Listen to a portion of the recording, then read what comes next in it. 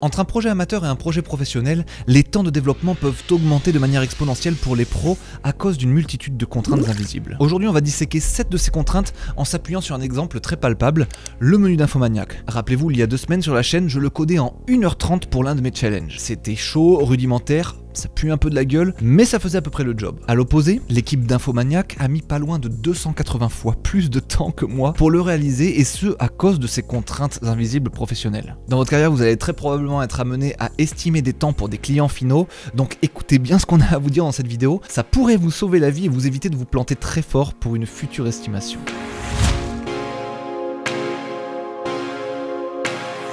Le premier point de complexité, je l'avais pas du tout vu venir, et pourtant, qu'est-ce que c'est évident une fois qu'on te le rappelle. De son côté, Thibaut, ingénieur front-end chez Infomaniac, ne l'avait pas du tout oublié vu que ça a été une galère de chaque instant. Il s'agit, mes amis, de l'existant. Existant. Ça répond un petit peu à la problématique de pourquoi c'est aussi long. On a 2 sites. Donc en fait, on a un ancien site qui est fait en PHP, Blade, Vue quoi. Donc derrière, c'est HTML, CSS avec un petit bout de JS. Donc ça, c'est notre ancien site où il reste que quelques pages au jour d'aujourd'hui. Alors que on a notre nouveau site qui lui est en Gatsby, React, que du GraphQL derrière. Donc on s'est retrouvé à devoir faire le même menu 2 fois sur les 2. D'accord. Quand vous vous baladez sur le site officiel d'Infomaniac, vous nous en rendrez peut-être pas compte, mais il y a certaines parties du site qui tournent avec Gatsby React et d'autres parties qui tournent avec PHP Vue. Il y a en fait 2 sites internet qui cohabitent. 2 sites qui tournent sur des moteurs et des langages complètement différents. Et si vous êtes attentif, c'est quand il y a un mini rechargement entre 2 pages du site, là ça veut dire que vous passez d'une version à l'autre. Mais à part ça, ils ont suffisamment bien taffé sur le menu et sur les pages pour que nous n'y voyions que du feu. Alors même si ça paraît complètement aberrant d'avoir comme ça 2 versions, une ancienne et une nouvelle qui cohabitent, en fait sur la réalité du terrain, vous rencontrerez souvent ce genre de situation. Il y a quasiment toujours un existant. Parce qu'un business, ça évolue. Les technologies, ça évolue. Et parfois, on n'a ni le temps, ni la ressource pour faire évoluer l'existant vers la nouvelle techno, vers le nouveau truc. Et donc ce qu'on fait dans ce genre de cas, c'est qu'on développe un petit peu les 2 en parallèle. Et si on a un petit peu de temps, on vient éditer l'ancien pour le faire migrer vers le récent, etc. Mais tant qu'on n'a pas le temps et qu'on a de nouvelles features à sortir, on fait sortir la nouvelle feature sur la nouvelle mouture du site, et l'ancienne mouture du site,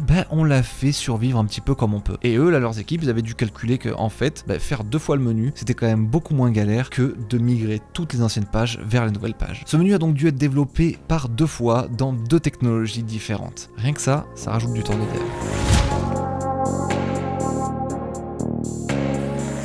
Le deuxième point de complexité est littéralement sur toutes les lèvres, même sur les vôtres dans les commentaires. Même quand je fais ce genre de projet, vous êtes nombreux à dire « Eh mais t'as oublié ça, pourquoi t'as pas fait ça, etc. » Parce que ça prend un temps infini. Mais c'est bien entendu le responsive. Dans mon challenge, j'ai allègrement skippé la partie responsive parce qu'elle ne m'intéressait pas du tout à coder, ni à vous montrer. Je pense que c'est même pas 2 fois que vous avez dû faire le truc, mais 4 fois. Parce qu'il me semble que pour la version responsive, c'est aussi, encore une fois, un menu complètement différent, un DOM complètement différent que la menu desktop. Est-ce que je me trompe ? Non, c'est ça. Et en plus, c'est 2 technologies totalement différentes, donc ça prend un temps fou des 2 côtés, et c'est 4 versions qui existent.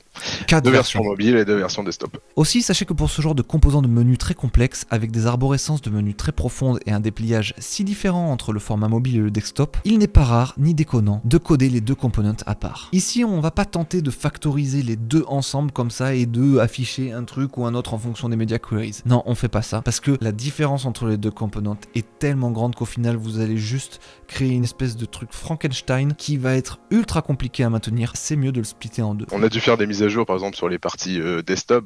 Sur 4 versions existantes, on en a touché que 2. Si on avait tout mis en commun, ça aurait eu des impacts sur les versions mobiles, on aurait dû retaper, voire même on aurait dû peut-être faire marche arrière et ressortir la version desktop si elle devenait trop différente. C'est un choix à prendre, c'est un pari à faire de temps en temps, mais qui peut valoir le coup. Mais vous regrettez pas d'avoir fait ce pari-là, ce choix-là? Des énormes menus avec autant de complexité, on s'y retrouve vite.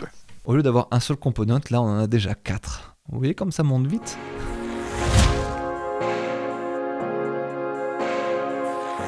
Le point 3 est essentiellement marketing et peut-être un petit peu géographique. Infomaniac est une boîte suisse, et la Suisse, comme vous le savez très bien, c'est au centre de l'Europe, entouré de minimum 4 différents pays. Pour soigner leurs relations diplomatiques, et tout simplement parce que c'est un site vitrine à destination du monde, ce site se doit d'être absolument multilanguage, présenter plusieurs langues. et ça peut être un petit problème, notamment avec l'allemand. Et quand on veut tester les traductions, on se met de suite en allemand, on voit si ça casse tout, si le display va bien, quoi. Mais c'est directement le premier test que tout le monde fait, nos testeurs, même nous, entre nous, quand on teste nos devs. Les juniors, on les repère à ça, quoi. C'est directement tout pété en allemand. Attends, le junior, pourquoi le junior? Parce qu'ils pensent pas à checker la version allemande, c'est voilà, ça? ils mettent leurs clés de traduction, et ils jouent avec le système qu'on leur donne là pour faire les traductions automatiques, mais ils pensent pas à les vérifier qu'en allemand tout va bien, parce que c'est vrai que la longueur des phrases, pour 3 mots en français ou en anglais, on va y se retrouver avec une chaîne de 32 caractères en allemand, quoi. Bon, en vrai, c'est techniquement pas très compliqué de faire ça, surtout qu'ils y ont pensé dès le départ, et en plus, ils avaient déjà le tooling adapté. Mais il fallait quand même le garder en tête. Et il y a quand même eu pas mal de petits allers-retours avec la team design, parce que quand il y a les vrais textes et tout, patatrac, il y a des choses qui se passent mal. Les junior designers, ils te font le truc en anglais, en mode je suis un méga beau gosse, tout rentre bien, tout rentre clean et tout, et après, bon, on lui passe en allemand et le mec, il pleure, quoi. Ouais, c'est ça, on se retrouve souvent à devoir faire un petit aller-retour avec l'UX en fin de projet pour trouver la solution qui convient le mieux en fait au designer, quoi. Ce genre de petits allers-retours avec la team design, l'air de rien, ça peut aussi allonger les temps de développement. Et parfois, tu te retrouves à défaire des trucs que tu as fait, donc ça aussi, ça prend du temps. C'est vrai qu'une fois que vous voyez le résultat final, vous vous dites ouais, c'est hyper simple et c'est rapide à faire, mais avant d'arriver à ce résultat final, il y a peut-être eu de nombreuses itérations.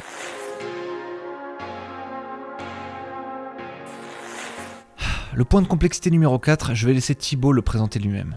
L'accessibilité, bah oui, surtout chez Infomaniac, effectivement, on est une boîte plutôt éthique où on essaie de faire attention et d'être inclusif, on va dire, globalement avec nos clients. Donc on essaie en tout cas d'y faire attention au maximum. On n'a pas vraiment de spécialistes en interne pour nous guider là-dessus, mais on fait les efforts qu'on peut. Après, ça arrive de faire des erreurs comme tout le monde, donc après on a des retours clients, on retravaille au mieux. Sur ce menu, ça a été un peu de travail quand même, avec tous ces drop-downs dans tous les sens. Après, c'est surtout un jeu de réel, de tab index, mais aujourd'hui, il y a pas mal de petits outils qui permettent d'aider. Il y a des navigateurs malvoyants qu'on peut tester en tant que dev, qui permettent de voir un peu les résultats de nos sites pour voir s'ils fonctionnent, quoi, pour quelqu'un qui voit mal, par exemple. L'accessibilité est un point très souvent négligé, hélas. Et c'est le cas dans à peu près tous les projets et toutes les équipes. C'est assez complexe, peu de boîtes mettent l'accent et les ressources là-dessus. Je suis pas du tout un pro non plus de mon côté, parce que c'est vraiment galère, et comme je vous le dis, il n'y a pas toujours le budget alloué à ça, donc moi dans l'émission, j'ai rarement été challengé sur ce genre de truc en mode vas-y, fais-nous la partie accessibilité, etc. Mais j'essaie toujours de privilégier une bonne sémantique HTML, ainsi que d'implémenter un maximum des effets visuels nécessaires à la manipulation et l'édition des éléments de formulaire, c'est-à-dire les outlines pendant les focus, les labels pour les inputs, la navigation au clavier, le fait de pouvoir sélectionner avec barre d'espace un checkbox ou un radio button, que tu puisses naviguer avec les flèches, etc. Ça, c'est des trucs qui sont pour moi absolument nécessaires quand tu crées les composants d'un formulaire. Parce surtout que c'est des allers-retours, parce qu'on a vite fait d'en oublier, ou à la fin du projet, ça repasse, on remanipule un petit peu, hop, on a oublié de refaire l'accessibilité par-dessus tout ça. Donc c'est encore une passe de plus, quoi. Faut jamais l'oublier, c'est ça le plus important. Donc voilà, ça rajoute très souvent de la réflexion et de la complexité, mais une bonne chose aujourd'hui, c'est que vous pouvez vous faire aider par ChatGPT. Par exemple, vous prenez votre composant là que vous venez de créer, et là, ce que vous pouvez faire, c'est prendre tout le CSS de ce composant, tout le HTML et tout le JS, vous foutez tout ça dans ChatGPT et vous dites, dis-moi copain, est-ce que tu pourrais m'aider à rendre un peu plus accessible ce composant? Et là, vous allez voir, il va vous suggérer plein de choses intéressantes et vous, ça va vous faire dire, ah tiens, c'est comme ça qu'on fait, etc. Donc vous pouvez vous former à l'accessibilité grâce à ChatGPT.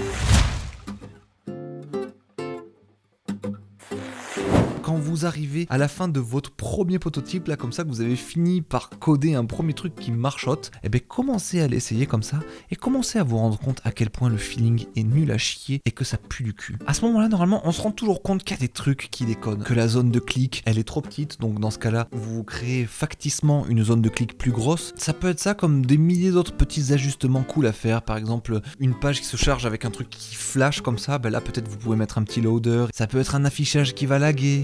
Ça peut être des milliards de choses, mais à chaque fois, c'est important d'essayer d'améliorer un maximum ce component jusqu'à ce que le feeling soit bon de A à Z. Parce qu'au final, il y a toujours des trucs qui vont nuire à l'expérience utilisateur finale. Et ça, c'est pas possible. Votre métier, vous êtes le dernier garde-fou avant le site livré à l'utilisateur. L'UX designer, lui, il va gérer l'UX global du site, où est-ce que sont tels et tels éléments, comment vous naviguez d'une page à l'autre, etc. Mais après, dans la navigation, dans votre composant, dans tout ce qui se passe, dans le feeling général, bordel, c'est à vous, c'est votre responsabilité. Donc nous sommes les garants d'un internet plaisant à utiliser. Et par exemple, eux, avec ce menu, ils en ont eu des galères. En voici une en particulier. Parlant du UX, ce qui me vient le plus facilement, on va dire, ça va être sur nos menus, là, donc sur nos drop-down, sur la gauche, on a un ensemble d'entrées, et puis quand on met sa souris dessus, ça va afficher le contenu de cette entrée sur la partie droite du drop-down. Bah, voilà, ce genre de choses, en fait, quand on met sa souris dessus, on a vite fait d'aller du point A au point B au milieu du contenu, et donc on va survoler une deuxième entrée sur la gauche, et ça va changer le contenu du drop-down. Donc là, un petit peu de tweak en expérience utilisateur, ça va être de retirer le mouse over, et puis de mettre un petit timeout dessus pour éviter que quand on passe très rapidement sur une entrée, que ça switch automatiquement le contenu. Donc ça, c'est pour favoriser l'expérience de l'utilisateur facilement, quoi. Et oui, parce qu'il n'y a rien de plus rageant qu'un truc qui change alors que c'était pas ce que tu as voulu. Mais quand, en tant qu'utilisateur, tu as la sensation qu'il faut que tu fasses gaffe à fond au déplacement de ta souris pour être sûr de pas survoler un autre truc, t'es déjà sorti de l'expérience. T'as plus les chakras ouverts pour acheter un produit et pour te faire vendre un maximum de choses. Et surtout quand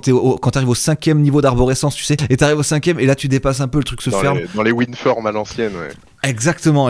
Mais là, t'as juste envie de prendre ta table, de la retourner et de te dire allez vous faire foutre, j'en ai marre. Voilà ce que j'entends en tout cas par l'UX côté front-end. C'est vraiment le feeling. Et je suis trop content que eux aient mis l'accent dessus. Et vous vous rendez compte au final que leur menu il est trop chouette à utiliser. Le mien, celui de mon challenge, il est affreux. Bon et maintenant les amis, les 2 derniers points, je les avais pas du tout anticipés, alors qu'en fait ils sont si importants. Avant que je les aborde, faites pause là et essayez de mettre dans les commentaires quels sont les 2 points que j'aurais potentiellement pas encore dit. Le point 6, c'est le nerf de la guerre de tout site vitrine, et j'avais pas du tout capté à quel point ça peut être complexe. On parle ici du SEO, c'est-à-dire la manière d'écrire votre composant de telle sorte à ce que les robots vous kiffent et vous placent tout en haut des résultats des moteurs de recherche. Alors le SEO, ça semble parfois du maraboutisme, mais pourtant il y a bel et bien quelques trucs et astuces à mettre en place, comme le fait par exemple de ne pas répéter 2 fois le même lien vers une même page au sein d'un menu. Une majeure partie du temps du développement, là, à la fin, ça a été des allers-retours pour le SEO. On va dire que ces menus, on les avait finis en environ 2 mois et on a remis 1 mois à tout peaufiner. Donc on avait pas mal de doublons en fait dans nos liens de triplons et c'est des choses qui sont pas très bien vues quand il y a des endpoints qui sont pointés plusieurs fois sur la même page pour Google. Il y a des choses sur lesquelles on a dû faire un peu attention. Par exemple, si vous avez plusieurs liens dans votre menu qui mènent vers la page About, ça c'est red flag. Ça, il est pas content le truc. Si c'est au même endroit dans le même menu, ouais, il va commencer à se dire que, surtout si ça se reproduit plusieurs fois, il va commencer à se dire qu'on force les choses en fait et qu'on essaie de faire un peu trop et du coup ça devient des points négatifs au lieu d'être des points positifs. Du coup, comme Thibaut nous l'explique, ils ont eu pas mal d'allers-retours avec leur expert SEO pendant près d'1 mois en fait. Et pour ceux qui suivent, vous vous souvenez peut-être qu'ils ont sur leur page le composant au format mobile et le composant au format desktop. Et dans l'un comme dans l'autre, il y a les mêmes liens qui se répètent comme ça. C'est pas bon. Et vu qu'un display none avec une media query, ça ne suffit pas pour retirer tous ces liens du DOM et que du coup le robot lui voit tous ces liens en double, eh bien il a fallu ruser un petit peu et il a fallu carrément retirer ou afficher avec du JavaScript soit le composant du petit menu, soit le composant du grand menu en fonction de la taille de l'écran. On n'a pas dû les cacher en display none ou avec des media query CSS quoi, on a dû les cacher avec du JS pour qu'ils soient pas du tout dans le DOM en fait. D'accord. Donc là il faut que le scrapper il puisse pas les voir. C'est plein de petits trucs comme ça qu'il a fallu mettre en place pour arriver à un SEO top quality qui leur permet de grind up jusqu'au firmament du référencement. Par contre, le dernier point, les amis, je vais pas vous mentir, je l'avais complètement oublié. Et pour cause, c'est une contrainte d'ancêtre qui me rappelle l'Antiquité.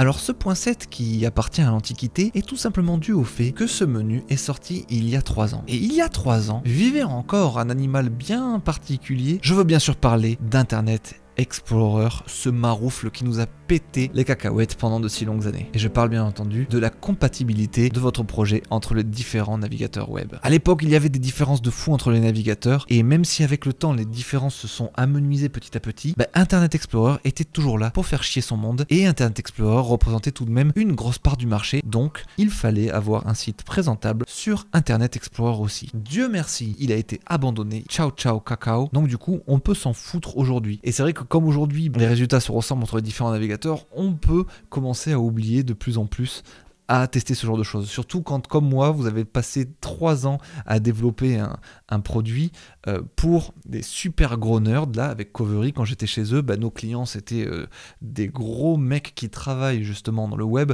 Donc, en général, ils ont les derniers navigateurs à la mode, quoi que ce soit. Donc, autant vous dire que l'histoire de compatibilité, c'était le cadet de nos soucis. Et donc, ça m'est complètement sorti de la tête, je vous l'avoue. En tout cas, moi j'ai perdu ce réflexe, mais pas Thibaut et son équipe. Enfin, c'était pas vraiment un réflexe, ils étaient obligés parce qu'il y a 3 ans, encore une fois, Internet Explorer était toujours in the place. Ah ouais, vous avez dû le rendre compatible IE. C'est vrai qu'aujourd'hui on se pose plus la question. Ça, c'est vrai que c'est un truc que les jeunes d'aujourd'hui ils peuvent pas capter. Le merdier qu'on a dû traverser nous par le passé. Mais donc vous avez dû à gérer ça. Donc dis-moi un peu plus. C'était principalement jouer avec certains polyfills. Là on scrolle, on parse le web à la recherche du polyfill magique. On en essaie des dizaines pour tester. C'est une plaie aussi. Nous on développe sous macOS, donc tu te mets tes machines virtuelles avec ton Windows, t'as le 7, t'as le 9, t'as le 10, pas le 9 du coup, t'as le 10, t'as le 11, mais voilà, faut tester un petit peu tout le monde. Donc non, rien que la compatibilité de browser aussi, c'est tout un monde. Hein. Puis quand t'as tout qui marche bien tout partout et que là d'un coup on te dit ah bah sur IE je mange page blanche, aïe aïe aïe aïe. Donc voilà, ça fait partie aussi d'une des galères quand même. Aujourd'hui on l'a plus, fort heureusement, ça fait plaisir.